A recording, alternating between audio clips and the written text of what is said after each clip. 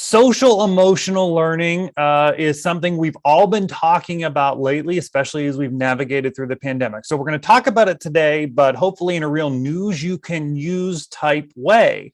And we're talking with Dr. Stacy Potter from the Pennsylvania Art Education Association about that. That's on today's PMEA's Take Note podcast, presented by the Slippery Rock University Music Department.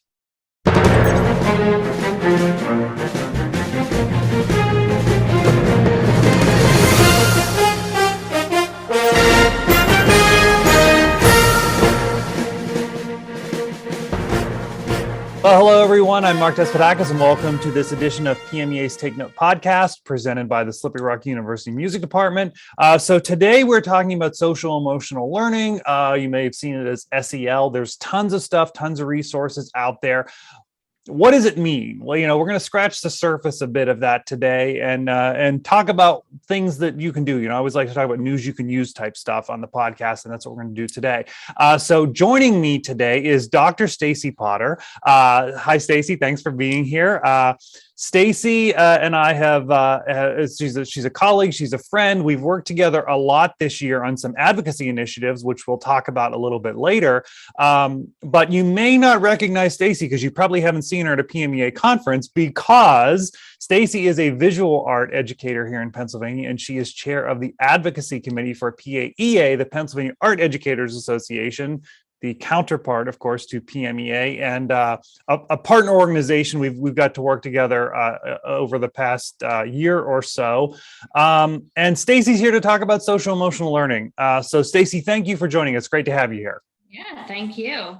So as I mentioned, SEL, which is what we'll refer to it as here today, it's kind of like this buzzword, right? Everybody's talking about it in some form or fashion, and how it plays into the arts. So let's talk about the role of SEL in arts education. The basic question, I guess, kind of is, what is the role? Right, absolutely. So, we've been talking about social emotional learning. I feel like I'm in my 18th year of teaching, and I feel like it's been since the beginning. So it has been around, but it's gotten this buzz lately. And I think really the role of social emotional learning is to consider that we need to think about the whole process of learning, and including social skills and emotional management are what really benefit our students for success in life. So, how do you really think about social emotional learning? It's basically, how can I take care of myself and how can I care for others? And that's really a part of building positive school culture and climate. And people can learn best through these caring relationships. So where do the arts come into play? I really believe that the arts provide a path for our students to make these connections, learn from mistakes, and gain resilience. And they do this by approaching education as a holistic process, right? And this is really pinpointed recently with the pandemic. A lot of people were isolated. There was not much interaction, unless it was through a video screen. So I think that really brought the arts to the front line in helping our students and schools understand how important they are and how important human interaction with each other is needed, but also how students and even adults need some time to be in their own bubble. And the arts provide that. The arts allow you to reflect and really, communicate with yourself in a way that allows you to communicate with others. So I think that's where our work comes from, through advocacy, because we really are trying to allow the arts to provide connections for our students and really integrate this cognition and behavior through working through arts curriculum. So I think that's a real good, conceptual, here's what it means, right? Right. But okay, I'm into music teachers' brains out there right now. They're saying, okay, but what does that mean? How do I implement this? How do I do this in my classroom? And of course, it's not just music teachers, it's visual arts, it's dance, theater, whatever. But talk about implementation. What does that mean? How does that happen? Absolutely. And I feel like I've gone to so many conferences on this topic, and it's very theoretical, right? And I want to know, more practical approaches, and I think it's really surprising in these conferences, and I've been to many, that the best practices that they are mentioning to support social emotional needs, arts educators are already doing this. So you might not realize it, but some examples of this can be seen just in the classroom management and the flow of a visual art classroom. And I'm sure this translates as well to other arts disciplines. But just from the beginning, most art teachers call their art room or our studio. So we are instantly sending the message to empower our students to have this investment in the management of the space, and also providing a spot where they are safe and they know that they can make mistakes and take challenges. So just in the language we use in the classroom, that is the first step to really looking at practical ways that we can build this with our students. And then I wanted to also mention that think about how many times our students fail, right? In art classroom, it could be with every moment where they have a thought in their head and it's not coming out in their fine motor skills or something like that. But even in the music classroom, how many times would you play scales and oh, wrong note, you have to start again. So I think that because our students are failing, and the way that we approach it, we're actually growing them. So a lot of arts teachers, we wouldn't be like, oh, you're a failure. Keep failing. No, we would say, we love that you are practicing. We are honing your skills. Continue to do this work. So we approach things just as part of our best practices in a different way that I think that students relate more and have that comfort level. So when you think about implementation and ways, I think that a lot of people believe that social emotional learning needs to be this like canned lesson. And I'm teaching specifically this for 15 minutes. And now my students are social emotionally equipped and they have the skills to move through life. But that's not really the case. It is embedded into our strategies for teaching. It's also embedded in what we teach in the arts and how we present all these challenges with almost like an initial hope that students do not surpass their original ideas, that that they're growing and they're building them and they're challenging themselves to move forward with that. So I really think that arts teachers are very talented in presenting this situation to students in a way that the student does not give up, and the student gains pride, and they try and they try and they try again, and they really grow as part of a partnership in education instead of someone that's just lecturing or providing standardized tests and assessments. I think in some sense it is like how it's a shift of framing of a lot of things. I've often said that I hate the word advocacy, but I don't know what the right word is to use instead of it, so we just keep living with it. But in a lot of ways, advocacy is marketing, and I just love the first example you get. It's our art room. Right. So that's a marketing in a sense. You're just changing it slightly, and those words have meaning. That's a small, easy thing. You've laid out a couple other ideas, but I'm again kind of channeling what an educator's thinking and is saying, okay, is this hard to do? Is this something that is hard for me to start implementing in my classroom space, in my school space? Is this as hard as what people might think? I'm glad that you say that, because you know what I'm going to say. No, it's not hard. That's why I asked. It's more of really your mindset. So many times over the years, I've had classes picked up, and the homeroom teacher it would be during cleanup. So the homeroom teacher would stand at the door, and I'd go over and say, hello, and talk about, how the class was and what we accomplished. And they would be like, oh my goodness, it's crazy in here. It's so chaotic. But then I would often say, wait a minute, just look though. Like it looks like there's so many moving parts and it's so chaotic, but there is a flow. And I really think that that begins with the idea that the arts, we are communicating with our students on a whole class level, a whole group level. And we're also individually making connections with these kiddos. So whether our class size is, some years it's been 450 students a week, some years it's been 700 students a week. But I know each and every one of those students. I can tell you something about each and every one of those students. And I think that's the beauty of being an arts educator, is that we really get to dive deep into what these kids are interested in and help them grow.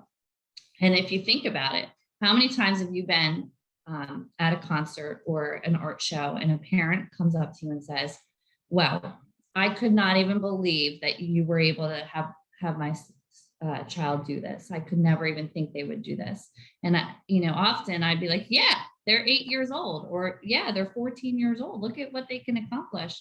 And I think that starts with that building the community, and that communication is so important.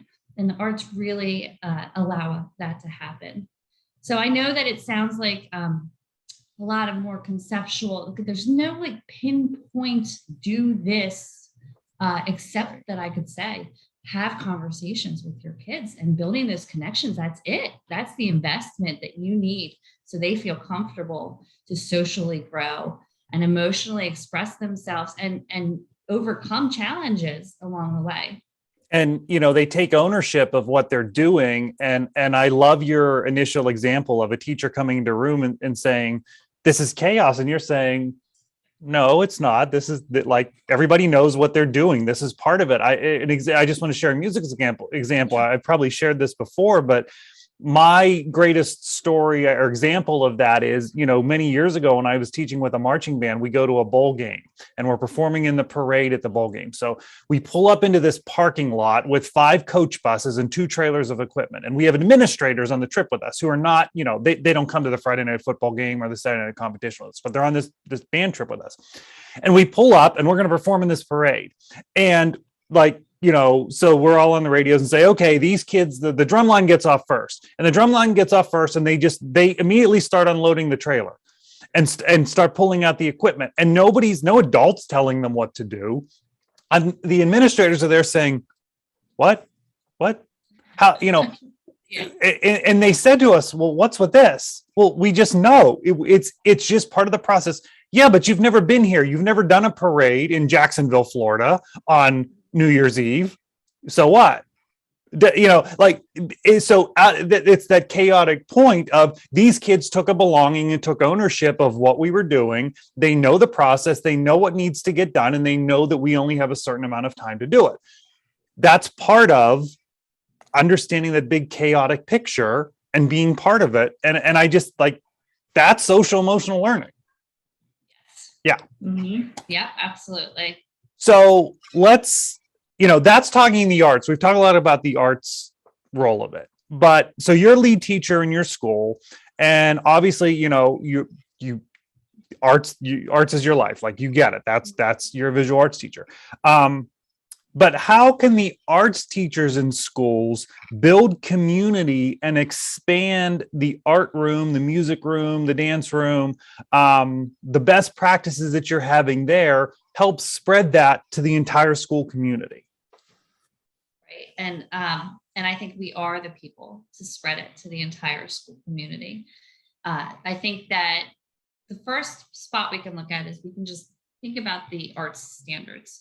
The national core standards for the arts. There's 4 areas. There's a creating area, there's a presenting and producing area, a responding and a connecting area, which I think is very interesting, because a lot of schools are going more towards, let's make these connections for these kiddos. And that's how they, do engage in what they're learning and find it interesting.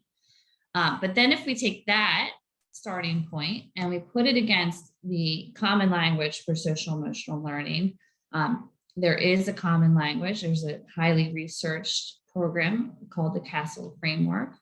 And that includes self-awareness, self-management, social awareness, relationship skills, and responsible decision-making. So again, it's how do I take care of myself? How do I care for others and relate to others? And then you move together in this conversation, through humanity, basically. But I think that, again, people that are not in the arts, it is chaotic and it seems, untraditional and a different approach. So it is a little bit uncomfortable sometimes. But if we think about why is it successful in an arts classroom and why are these our best practices and how can we share that? I think there's some reasons to this. Number one, we're not just saying, here's how you handle your emotions. What we're doing is we are putting a task in front of our students. We are pushing them just enough where they are encouraged to practice and grow and change their ideas. And sometimes we do push that push is what they need to be engaged in that task. So if it's not challenging and they can't connect to it, then it's, why do it? It's not interesting. Like students love to be challenged and instead of just sitting there and being talked to. And they like to be part of the conversation. So that having this task-based approach is a way to understand, hey, how do I think of myself and how do I take care of myself when I create, when I present or produce an art project? And then if we think about, well, how do I care for others? Well, how am I responding to what? Like how I even interpret this in the visual arts? Like, how do I interpret this theme that was just presented to me? How am I going to respond? And then how am I going to connect that to my life and the life of others and work on, this idea or concept? So I think that taking that all into account and considering that these are typical, very not thought of best practices that we use in the arts classrooms, they actually are not typical in the other classrooms, So just sharing these approaches, even just simple classroom management, how do you work with clay with 30 students in 40 minutes and at the same time have time for them to all clean up themselves, all clean up the classroom, just this normal flow that we have. And it's just second nature to us as arts people and problem solvers, sharing that wealth with the school community is a really valuable thing that we can do and help to build our school community as instead of our classroom, it's our school. And how can each of us take an invested approach to this? And I think, yeah, and I think that's an important thing for arts teachers to remember that. And then when you're having a conversation with an administrator, say, here's what I can bring to the table then is part of the school. And it's, because an administrator might say, okay, well, it's visual art class, it's music class, they go do their thing. And, but if you say, yeah, but these are the skills that we can help everybody else out with, and we want to do that because we want to make the whole school better, well, then everybody's going to win in that conversation. And I think it's important to also value what people already are doing good. I'm not saying that only arts teachers can teach children. I think that, classroom teachers also have their own set of skills. But I think that opening that dialogue and sharing, hey, how did you do this? How did you do that? Oh, I need this. But letting people know that you can help them and that, you're not just a spacey arts teacher where when they come to pick up their class, it looks like just chaos is going on. Like if they know that there's actually an organization to that chaos and you can help and be part of a conversation, not say, I'm the boss, listen to me, only arts teachers know how to do this. Because I think there are really wonderful things that are being done across schools. But I think that I think it's a part of our role as arts educators to say, hey, wait a minute, what about me? I could help you out with that. Because we do see whole schools, we're not seeing a small portion of the students. And we do have the experience dealing with all different types of students and also all different types of colleagues, because we see them all as part of our schedule. So, and there's always this feel, I shouldn't say always, there's a lot of times a feeling of being siloed. Arts teachers feel siloed. Right. Sometimes that just happens because of the nature of school, but as I've said before, sometimes that happens because of the nature of the teacher, of the art teacher. So it's to your point, it's incumbent on arts teachers to say, okay, I'm going to step out of my classroom and see where do I fit and where can I help in the whole school and what can I gain from them. Right. Absolutely. It's because I think that we can all learn from each other. Absolutely. It's about the whole child. It's about we're a piece of that puzzle. But for our piece to work, the other piece needs to work. So we need to be working together. So, that's kind of like the scratching the surface of SEL stuff, right? I mean, like there's so much out there. You Google it, you're going to find a lot, but I hope that that's some takeaway for folks. So let me shift here a little bit and let's talk about other projects that you're working on as far as arts education advocacy to help support arts programs and arts students in Pennsylvania. Tell us what you're working on. Right. So as you had mentioned, I am the advocacy and policy chair for the PA Arts Education Association. So it's your partner organization, but with the visual arts. And I'm really proud to say that we are supporting this conversation through service ongoing throughout the year to our state arts teachers, using a lot of different professional development models. So some of the things that we currently offer at PMEA, instead of webinar, we call them webin arts, and they are art specific topics that address current trends. Not that SEL is a trend, because I feel like it's been around, as I had mentioned earlier, forever. But it does talk about more contemporary approaches to instructional delivery and things like that. We also at PAEA have blog posts, and we have town halls, and we have celebrated classrooms, and we have celebrated students. So we are, once again, it's all about these connections, and we're building community. So, whether we are doing it from a state level, a national level, I did work for a little while with NEA as the working group chair for advocacy as well. But it's all about building community and having these conversations with each other, because each of these is going to help us with our own practices. And also, the goal is that we're providing the best arts education to our students, because we all agree that arts education is so important in a child's developmental, the way, their progress as they move through life.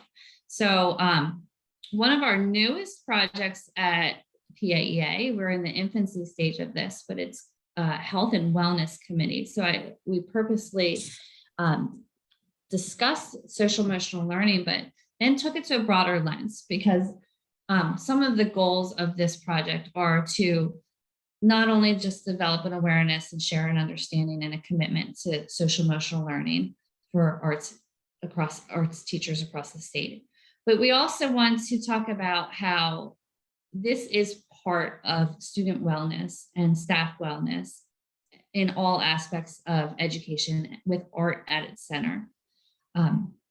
And really the goal is to integrate common practices so that it's, common language across the arts.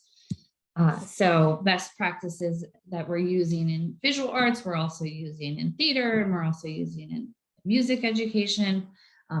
So that's the goal of that committee. Another program that I'm happy to be a part of is called the Pennsylvania Arts Education Leadership Coalition, or the PAELC. And this is an amazing group of art leaders from around the state that represent the arts disciplines of dance, media arts, music theater, and the visual arts. So with the PAEA, it's focusing on our visual arts educators, but once again, we're expanding the conversation and building community and valuing what each of us has to offer to this conversation. So at PAELC, we actually support a collective 7,000 plus arts educators across the state. So, this is again is part of the arts continued effort for best educational opportunities that we can offer our students. And we work on a state level and discuss needs as part of this group. So some of the things we discuss, I feel like I'm talking on forever. I apologize. No, you're good. Feel free to break it. But some of the things that we discuss include research. There's a ton of qualitative research out there right now about the benefits of the arts, but we took a look at that and applied it through a different lens, and we're starting to build quantitative research banks with real data that can really inform our role as state leaders in the importance of the arts. We're also developing position statements that are collective. So often, I know PAEA works with the National Art Education Association, and they have position statements, but they're specific to visual arts. So at the PAELC, we're developing position statements that are their collective common language position statements across those disciplines. So, we're making sure that we are aligning what we're saying so that it builds, it empowers the arts a little bit more, because now we're seeing these same things, but if we're not calling them all the same thing, then it gets a little bit confusing when we go and push forward policy recommendations at the state level. So if we really think about it, all this work does just come back to the student and supporting them as they grow and develop into young adults. And I really, really am happy that art is at my core, because I think that my interest in student cognition and behavior really go hand in hand with the visual arts and all arts organizations as part of that. So let me talk a little about the PAELC. I mean, so PMEA, Yeah. we are so happy to be part of that. So from a couple perspectives, one, this idea of that shared message, where's our agreement points? Because, we're all going to have certain issues that are, of course, important to, music educators, dance educators, whatever it is. But Right. there are a lot of meeting points where we can all agree on, or at the very least, we can support another discipline in something that they're working on. So and there's strength in numbers, to your Right. point. So that's Absolutely. huge. I think the other great value of it, of these types of connections, is just that it's a connection. It's important for all of us to understand what other groups are doing. What is the issue that visual arts educators are seeing that could be relevant to, dance educators or whatever it is. So from our perspective, I think it's incredibly valuable. I think the others in the group find it that way. And this is a really important thing to have at a statewide level. That said, you all can do this in your schools. Right. Go ahead. If you're a music teacher, you should know the visual arts teacher. You should know the theater people. There should be conversations, because what collaboration can happen? I'm a marching band person, so I always have some marching band analogy, but I tell the marching band director, when you're designing your show and you need, you're looking for some visual aspect or something, is there a way that the visual arts teachers can help you with that? And vice versa. I'm sure there's ways in all disciplines that you can work together, because again, we're all in education together. We're all in this, I'll step off my soapbox there. But point being, I think what you've helped us convene in this PAELC is just a tremendously valuable thing for the state. Right. And I think that we can look at it from both sides, like you had just said. We can look at a top-down approach, we're doing the same exact thing as grassroots approach. It's the same work. And what we're doing is just highlighting that we are a part of the conversation, and we should be part of the conversation. because I do truly believe that students benefit when everybody works together. Right. So, yeah. And PMEA members, you'll see PAELC stuff pop up in our all member emails every once in a while. So I encourage you to pay attention to that. And as it grows, we'll certainly keep folks updated on that. So Stacy, thank you so much for joining us today to talk about that statewide work, but then also helping us from the SEL perspective. I think it's really important for us to remember that, hey, music teachers, it's, we're not in this alone, and there are folks you can talk to and other people who are working in the same area. So thank you for taking some time to talk with us. Yes, thank you so much for inviting me, and just know my door is always open, because again, we need to talk to each other. So. Exactly. Yep. Thank you, and thanks to all of you for joining us on PMEA's Take Note podcast, presented by the Slippery Rock University Music Department. We will see you next time.